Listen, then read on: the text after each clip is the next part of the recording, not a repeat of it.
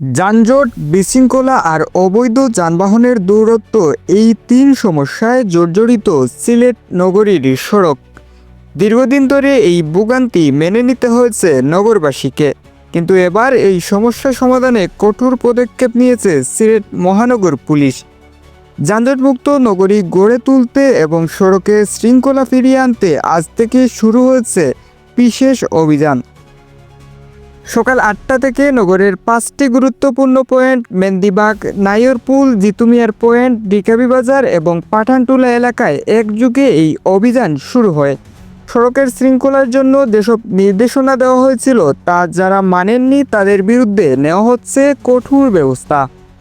অভিযানে কাগজপত্রবিহীন ও অবৈধ যানবাহনগুলো আটক করে ডাম্পিংয়ে পাঠানো হচ্ছে। এখন পর্যন্ত অন্তত 20টি অবৈধ অটোরিকশা আটক করা হয়েছে। অভিযান তদারকি করতে সকাল থেকেই বিভিন্ন পয়েন্ট ঘুরেছেন সিলেট মহানগর পুলিশ কমিশনার আব্দুল কুদ্দুস চৌধুরী।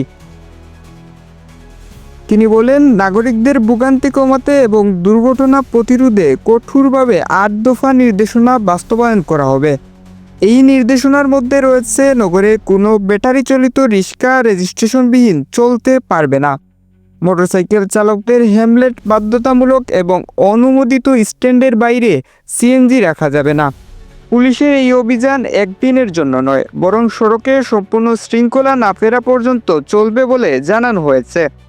এতে করে নগরবাসী আশা করছেন এই উদ্যোগ সিলেট শহরের ট্রাফিক ব্যবস্থায় দীর্ঘস্থায়ী পরিবর্তন আনবে এবং তাদের দীর্ঘদিনের ভোগান্তির অবসান হবে।